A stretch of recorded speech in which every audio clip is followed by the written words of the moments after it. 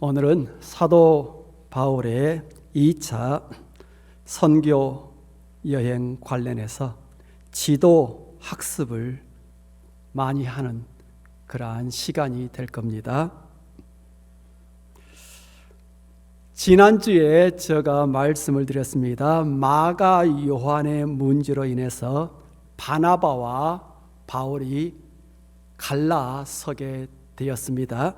그래서 이제 바나바와 갈라선 바울이 아래쪽 곧 구브로라는 섬으로 가는 여정은 바나바에게 맡기고 자기 자신은 위쪽 여정을 밟습니다. 곧 더베와 루스드라라는 곳에 방문해서 그곳에 있는 교회들, 곧 1차 전도 여행 때 세웠던 그 교회들이 여전히 잘 자라고 있는지를 살펴봅니다. 그리고 그곳에서 사도 바울이 얻었던 또 다른 수확 하나가 있는데, 그거는 디모데라는 청년을 만나서 그를 선교팀에 합류를 시킨 겁니다. 그 당시 디모데는 한 20살 정도 나이였는데 루스드라와 그리고 이고니온에 있는 성도들로부터 칭찬이 자자했습니다. 이 이야기는 사도행전 16장 1절에서 5절까지 기록이 되어 있어요. 그리고 이제 바울은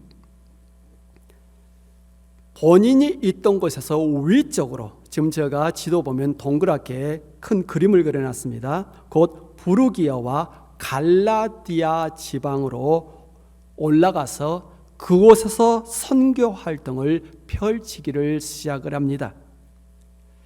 그래서 4절에 여러 성으로 다녀갈 때라고 적혀 있듯이 선교팀은 갈라디아 지방 중남부에 속한 루스드라, 이고니온, 그리고 비스디아, 안디옥 같은 큰 도시들뿐만 아니라 딴 작은 소도시들을 찾아다니며 힘써 복음을 전합니다. 그 결과 그 지역에 수많은 사람들이 주를 믿게 되지요. 자, 갈라디아 이 중남부에서 이제 성공적인 전도 활동을 펼친 사도 바울이 그 여세를 몰아서 이제는 소아시아, 곧 에이지아 마이너리아 그러죠. 이 소아시아, 제가 동그랗게 그림을 그려놨습니다. 이 소아시아 지역으로 진군에 들어갑니다. 특별히 이 소아시아 지역 복음화를 위해서 제가 조그맣게 빨간 동그라미를 쳐놨는데 바로 비스디아 안디옥이라는 도시를 복음 전도 기지로 삼지요. 참고로 소아시아 지역은 골로새, 필라델피아, 예베소와 같이 우리의 귀에 매우 낯익은 그런 도시들이 있는 것들이죠. 바울은 소아시아 전도 역시 성공적일 것이다 확신을 했습니다. 그런데 어찌된 영문인지 그곳 선교문이 굳게 닫혀 있는 거예요.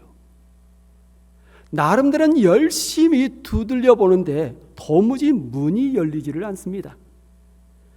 그래서 그가 힘써 소아시아 쪽으로 진군을 하려고 하는데 자꾸만 밀려나는 거예요. 결국 바울이 그곳 선교가 힘들겠다라는 것을 받아들이게 됩니다.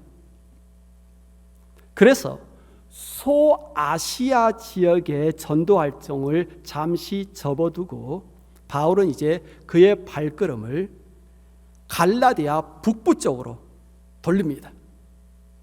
지금 지도에 보면 크게 동그랗게 있죠. 이제 중남부에서 성공적인 전도를 했으니까 그 위쪽으로 이제 전도 활동을 펼쳐 나가겠다 한 거죠. 그런데 그곳으로 향하는 길에도 장애물이 부딪혀 가지고 선교팀은, 그러니까 이 북쪽으로 올라가는데 방해물에 의해서 자꾸만 북서쪽으로 보면은 위쪽으로 올라가지를 못하니까 결국은 밀려서 북서쪽으로 그가 밀려가는 겁니다. 이렇게 북서쪽으로 밀려가다가 지금 여러분이 보시는 오른쪽에 조그만 동그라미 있는데 거기 무시아라는 지역입니다. 그 무시아 지역까지 밀려갔어요. 본인이 찾아간 것이 아니라 그쪽으로 밀려간 거예요.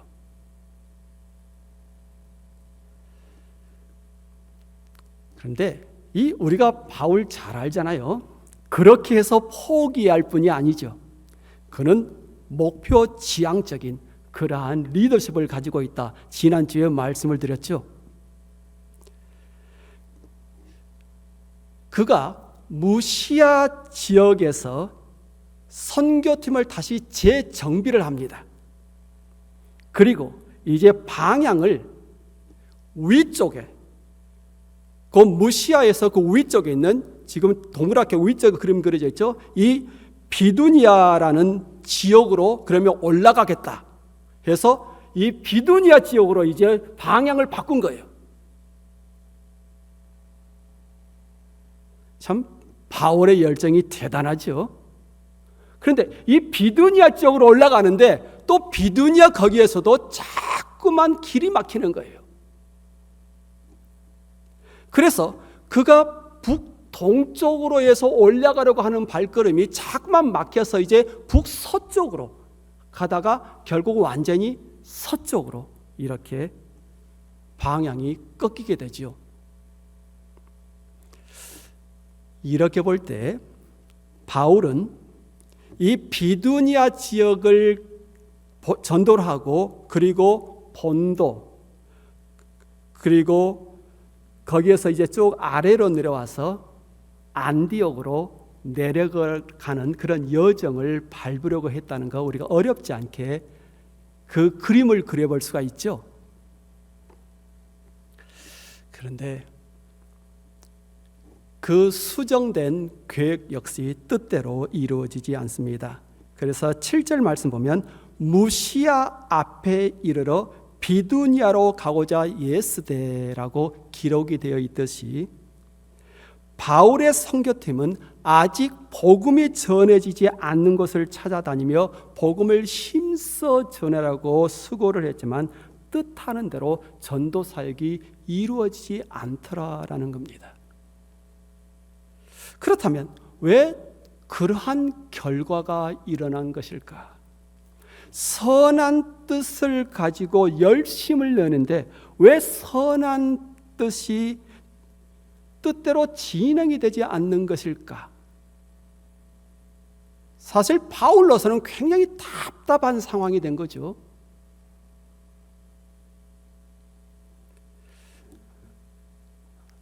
우리가 삶을 살아가다가 때로는 원치 않은 상황을 부딪히게 되죠. 나름대로 최선을 다하는데 상황은 어떤 경우 자꾸만 꼬여가기만 합니다. 남보다 늦게 자고 일찍 일어납니다. 곧 새벽별을 보고 저녁별을 보고 출퇴근을 합니다. 그러다 보니까 귀여운 아이들 제대로 껴안아볼 시간조차 없었습니다. 최선을 다해 삶을 살아온 거죠. 나는 최선을 다했다라고 자기 자신과 주변 사람들에게 자신 있게 말할 수 있습니다. 정말 열심히 살았습니다. 그럼에도 불구하고 만족할 만한 삶의 성취감은 없습니다. 남들은 조금만 열심을 내도 성공했다고 하는데 왜 나는 그렇게 열심을 다했는데 삶이 자꾸만 꼬여가는 것일까? 왜 삶에 만족은 없는 것일까? 왜 그러는 것일까요?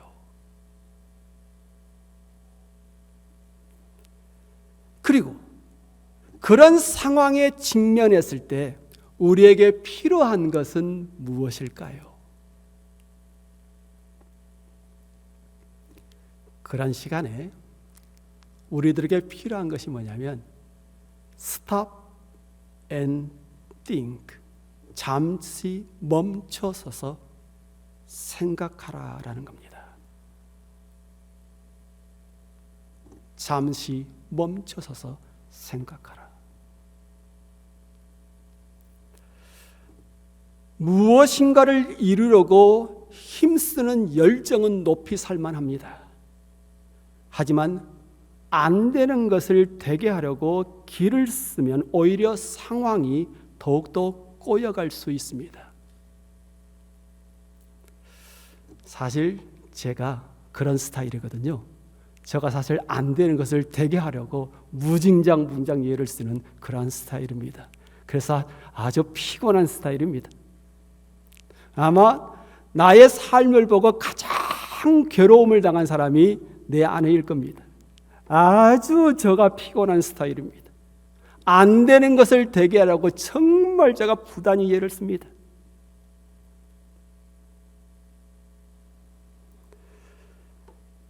늪에 빠진 사람이 빨리 죽는 이유가 뭐냐면 그곳에서 빠져나오라고 막 허우적거리기 때문입니다. 늪에 빠진 사람이 허우적거린다고 빠져나올 수 있는 게 아니거든요. 구원은 밖에서 오는 거거든요.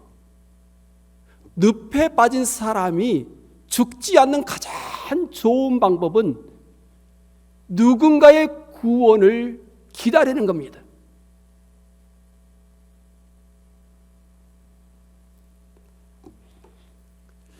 언젠가 설교 준비를 하다가 막 머리가 지근지근 아프니까 머리를 식힐 겸 주차장으로 나왔어요. 주차장을 거닐면서 이제 손과 팔을 이리저리 돌리고 머리도 이렇게 돌립니다. 그러다가 주차장 위에 꿈틀거리고 있는 무엇인가를 발견을 했습니다. 지렁이 한 마리가 몸을 꼬면서 막 꿈틀거리고 있었던 거예요. 그 지렁이는 전날 밤 내렸던 빗물을 타고 주차장으로 나온 것으로 보입니다. 그런데 비가 그치고 이제 주차장에 흐르던 물이 없으니 그만 갇혀버린 거예요.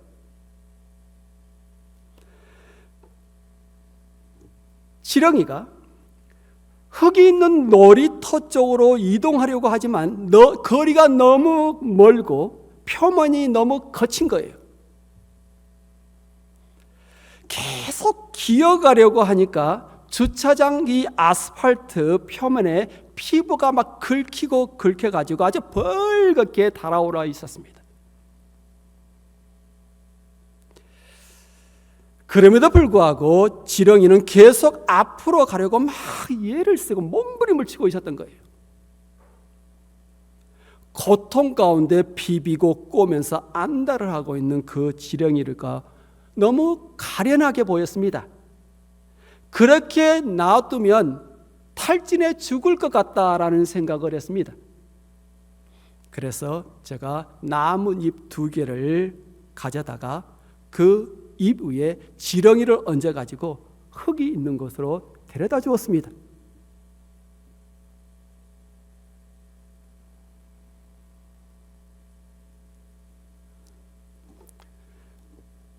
제가 잘한 거죠? 선배 목사님들이 이렇게 말씀을 하십니다. 노를 힘써 젓는다고 해서 빠른 항해를 할 수 있는 것은 아닙니다.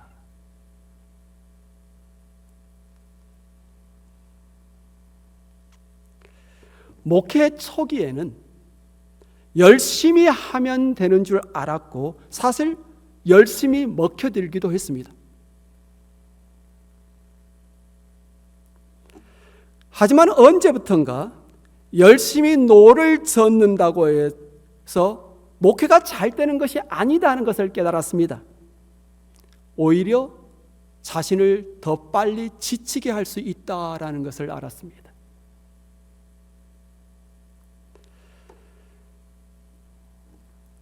힘든 상황에 직면할 때 잠시 멈춰 서서 생각하기가 필요하다라는 것을 깨달았습니다. 물론 제가 말하는 stop and think라는 이것은 열심히 하던 일을 잠시 멈추고 기도 가운데 성령의 인도를 찾는 것을 의미합니다. 내가 무엇을 하려고 막 발버둥을 치지 않냐고 성령께서 지금 무엇을 말씀하시는지를 들어야 한다라는 겁니다. 얼마 전까지만 해도 저는 힘든 문제가 발생하면 주로 잠시 멈춰서서 생각하기를 했습니다. 발등에 붙은 불을 꺼야 하니까. 하지만 요즘은 평소에도 잠시 멈춰서서 생각하는 것을 자주 하려고 노력을 합니다. 무엇이 잘 되고 있는지, 무엇에 더욱더 신경을 써야 하는지를 살펴보려고 합니다. 삶의 힘든 여정에서 벗어나려고 물론 노력을 해야 하지요. 하지만 그와 동시에 잠시 멈추어 서서 생각할 시간이 필요합니다. 주변을 살펴보아야 합니다. 혹시 내가 미처 보지 못한 것은 없는지, 미처 생각하지 못한 것은 없는지. 만약 그리고 아무것도 보이지를 않는다면 우리는 이렇게 외쳐야 합니다. 살려주세요. 제발 살려주세요. 우리는 살려달라고 외칠 수 있는 대상이 있습니다. 그게 믿는 자들과 믿지 않는 자들의 차이겠죠. 언제나 어떤 상황에서나, 그리고 우리가 도움을 요청할 대상은 수고하고 무거운 짐진 자들아 다 내게로 오라 하시며 두 팔을 벌려 우리를 초대하시는 우리의 주님이십니다.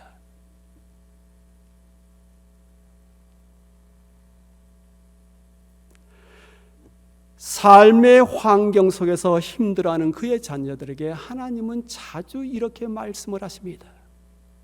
지렁이 같은 야곱아, 너희 이스라엘 사람들아 두려워 말라. 나 여호와가 말하노라. 내가 너를 도울 것이라. 너의 구속자는 이스라엘의 거룩한 자니라. 이렇게 또한 말씀하십니다. 이스라엘의 거룩한 자, 곧 이스라엘을 지으신 여호와께서 가라사대 장래 일을 나에게 물으라. 또 나의 아들들의 일과 나의 손으로 한 일에 대하여 나에게 부탁하라.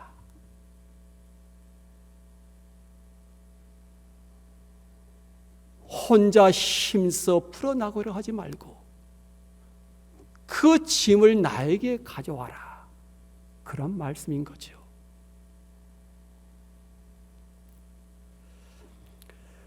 바울과 그의 선교팀이 자꾸만 선교의 문이 닫힐 때 깨달아야 할 것이 있었는데, 그것은 선교는 사람이 계획해서 주도하는 것이 아니라 하나님의 성령께서 주도하신다라는 겁니다. 그러므로 힘써 무엇을 이루려고 하기보다 성령의 발걸음이 어디를 향하고 있는지를 보아야 했던 겁니다. 바울은 영혼 구원의 열정에 사로잡혀 있다 보니까, 물론 우리에게 이런 열정이 있어야 되죠. 영혼 구원에 대한 열정이 있어야 되죠. 그런데 그 열정에 너무 사로잡혀 있다 보니까 성령의 인도하심보다 자기 자신의 열심을 우선시했던 겁니다. 그 결과 그가 성령의 인도를 쫓아가기보다 오히려 성령께서 바울의 앞길을 막아서 버리는 그런 안타까운 상황에 처해버린 거예요. 성령을 쫓아가야 하는데 오히려 성령께서 그 앞길을 막아 섰고 계시다라는 겁니다. 그래서 성경이 이렇게 말하잖아요. 성령이 아시아에서 말씀을 전하지 못하게 하시거늘 무시아 앞에 이르러 비두니아로 가고자 예스되 예수의 영이 허락하지 아니하는지라. 전도하겠다는데, 선교하겠다는데, 선한 뜻을 품었는데 왜 하나님의 성령께서 그 길을 인도하지 아니하고 오히려 그 길을 막아서는 겁니까? 전도, 선교는 사람의 일이 아니라 성령의 일이기 때문에 그래요.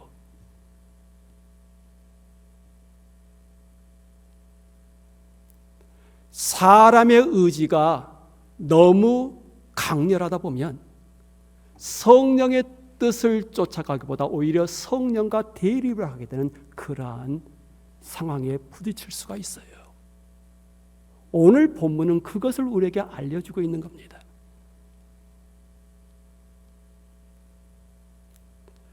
성도 여러분, 우리가 주어진 삶에 열심을 내는 건 너무나 좋습니다.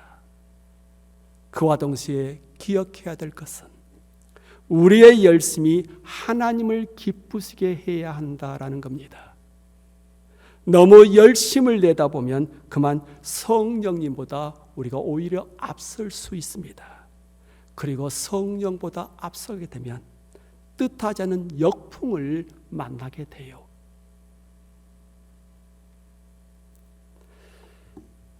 그런데 역풍을 만났다고 해서 모든 것을 부정적으로 또한 생각할 이유는 없지요. 역풍을 만났다라는 것은 우리의 삶 속으로 간섭해 들어오시는 하나님을 찾을 기회이기 때문입니다. 역풍, 곧 성령께서 주도하는 방해를 만났을 때 사도 바울은 선교 방향을 수정해야 했듯이 역풍 가운데 우리도 삶의 방향을 수정할 필요가 있습니다. 물론 역풍을 만날 때 그것이 사탄으로부터 오는 것인지 아니면 성령의 간섭인지를 인식할 수 있어야 하겠지요. 그러면 어떻게 그걸 인식할 수 있는 겁니까?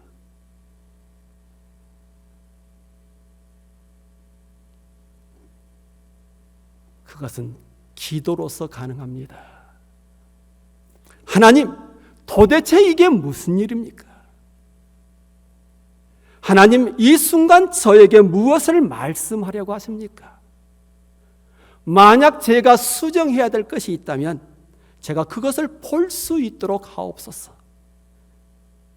그러면 제가 주의 뜻대로 정령 수정하겠습니다.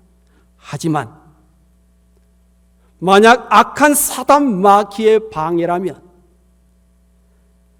저에게 능력에 능력을 더하사 능히 이겨내게 하옵소서. 우리는 기도해야 합니다. 그리고 그럴 때일수록 더욱더 성경을 집중을 해야 합니다. 왜냐? 성경은 그날 우리를 향한 하나님의 음성을 듣는 가장 좋은 방법이니까. 성경을 통하여 하나님께서 우리에게 말씀을 하시니까. 그래서 힘든 상황에 부딪히면 더욱더 성경을 우리가 집중해서 묵상을 해야 합니다. 그리고 주변에 있는 신앙의 동료들에게 자문을 구할 필요가 있습니다.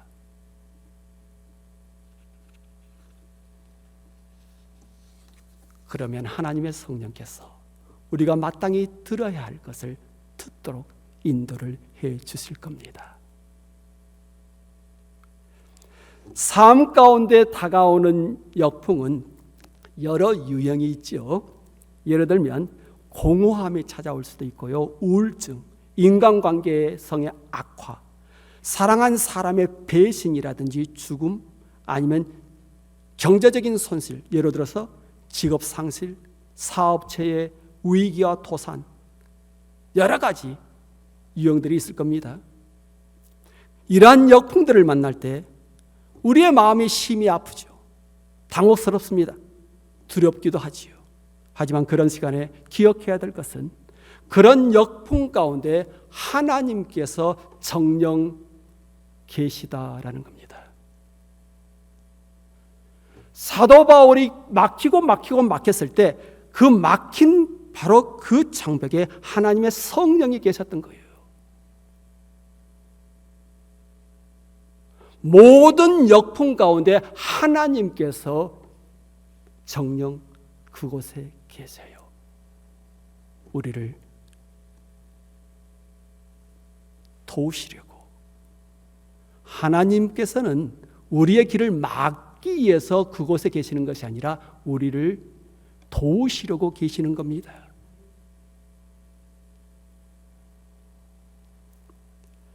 그러므로 잠시 멈춰서서 생각하는 그 시간을 통해 하나님의 일하심을 찾을 수 있어야 합니다. 성령께서 주도하신 역풍에 밀려 사도 바울과 그의 선교팀은 이제 드로아라는 해변 도시까지 밀려났어요.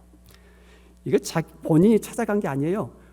그곳까지 그냥 밀려 거기까지 간 거예요. 전혀 예상치도 못한 이곳까지 밀려온 겁니다. 참으로 비참한 심정이었을 거예요.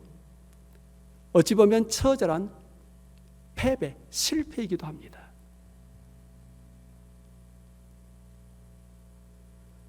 이러한 순간에 사도 바울에게 무엇이 필요했던 겁니까? 잠시 멈춰서서 생각하는 것이 필요했죠. 곧 기도가 필요했던 겁니다. 그래서 드로아 해변 도시에서 사도 바울이 무릎을 꿇고 하나님께 여쭙습니다. 하나님, 어찌하여 이곳까지 우리 선교팀이 밀려오게 된 겁니까?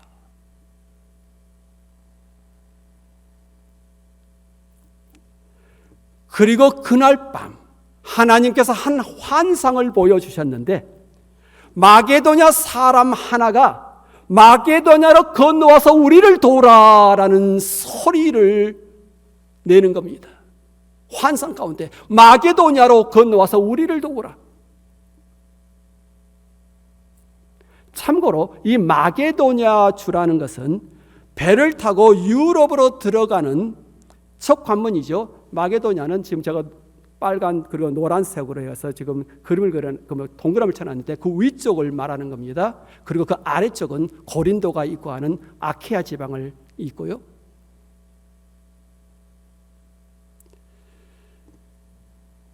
유럽은 그러니까 하나님의 성령께서는 바울을 이제 마게도냐, 곧 오늘날로 말하면 유럽이에요. 유럽으로 보내러 가신 거예요. 그래서 다음 지도를 한번 보시면 지금 현재 조그마한 동그라미 있죠. 거기에 바울이 무진장 예를 썼던 전도를 하려고 했던 지역이에요. 그리고 그 다음 지도를 보면 하나님께서는 바로 이곳에서 그 저 넓은 땅 유럽으로 바울을 인도를 하려고 하셨던 겁니다. 그래서 바울을 드로아 해변 도시까지 하나님의 성령께서 그를 밀쳐내신 거예요. 유럽은 상상할 수 없을 만큼 넓은 선교 지역입니다. 자신의 꿈에 사로잡혀 있을 때 미처 보지 못했던 크고 원대한 하나님의 꿈을 바울이 드로아에서 마침내 보게 된 거죠. 그래서 다음날 일찍 사도 바울은 그의 선교팀과 함께 마게도냐 지방, 곧 유럽 복음화 사명을 안고서 배에 몸을 싣게 됩니다. 성도 여러분, 우리가 우리의 현재와 미래에 관하여 아는 것보다 하나님께서는 우리와 현재에 관하여 더욱더 분명히 알고 계십니다. 또한 하나님은 우리의 인생을 향한 계획을 가지고 계십니다. 우리의 계획과는 비교할 수 없을 정도로 하나님의 계획은 크고 비밀스럽습니다. 사도 바울의 선교팀이 제2차 선교 여정에서 세웠던 계획은 갈라디아와 소아시아 복음화였지만 하나님께서 세워두셨던 계획은 유럽 복음화였듯이 주님의 교회로서의 우리의 눈과 귀가 하나님께 정조준되었으면 좋겠습니다. 그래서 주님을 위해 우리가 좀 더 크고 원대한 꿈을 가졌으면 좋겠습니다. 우리의 전도와 선교 활동이 점점 넓혀져 갔으면 좋겠습니다. 이런 맥락에서 오늘날 제가 이 주님의 교회를 위해서 무릎 꿇고 새벽마다 제가 기도하는데 이 교회를 향한 저의 기도 제목은 이렇습니다. 주여, 주님의 교회에 복의 복을 더하여 주옵소서.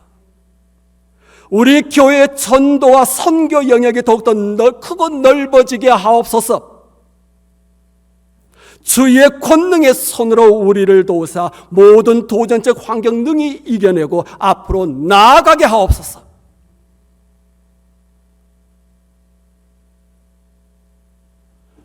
하나님의 성령께서 도우셔야 합니다. 사람이 마음으로 자기의 길을 계획할지라도 그 걸음을 인도하는 분은 여호와시니라. 잠시 멈춰서서 생각하기를 통해 우리의 발걸음을 하나님께서 친히 인도하시도록 해야 합니다. 곧 우리가 우리의 계획을, 우리의 모든 관심을 하나님께 맡겨드려야 합니다. 그러면 순풍을 타고 주님의 교회가 희망 가운데 정령 항해를 다시 시작할 수 있을 겁니다. 지난주 이 말씀을 준비하면서 이 말씀을 이렇게 요약을 해서 한번 시를 써봤습니다. 배는 순풍 타고 항해하지 않는다. 바닷길에서 배는 순풍 타고 항해하지 않는다. 거친 바람과 파도와 싸우며 앞으로 나아간다. 맞바람의 방향이 꺾여도 앞을 보며 전진한다. 모진 항해 후 항구에서 닷을 내리며 감사한다. 물은 위에서 아래로 줄곧 흐르지 않는다. 중도의 크고 작은 돌에 계속 부딪혀 부셔진다. 산과 들의 포로가 되어 속절없이 굽어 흐른다. 그렇게 굽은 자태는 오묘한 강줄기를 빚어낸다. 기도 없이 원치 않는 것에 도달하면 낙심한다. 기도로서 길을 가면 어느 곳에든지 감사한다. 사람이 길을 계획하나 주가 걸음을 인도한다. 말씀의 확신 가운데 길 가는 것이 복된 삶이다. 함께 기도합니다. 주 하나님, 하나님의 성령께서 우리를 어디로 인도하고 계시는지, 하나님의 성령께서 우리가 어떤 생각을 가지고 어떠한 일에 초점을 두고 우리의 헌신을 모으기를 원하시는지, 하나님의 성령의 일하심, 하나님의 성령의 그 걸음, 기도하며 또한 말씀을 깊게 묵상하며 또한 주의 귀한 성도들이 함께 모여 하나님의 성령께서 우리에게 지금 무엇을 말씀하고 계시는 것인지, 우리를 어떻게 인도하고자 하는 것인지 함께 논의하면서 우리를 향한 하나님의 성령의 음성을 분명히 듣고 그 들은 음성에 또한 우리가 온전히 순종할 수 있는 그러한 여정을 걸어감을 통하여서 하나님께서 기뻐하실 만한 그런 일들을 이루어감을 통하여 주께 영광 올려드릴 수 있는 주님의 교회가 되어지기를 원합니다. 주 예수 그리스도 이름으로 기도합니다. 아멘.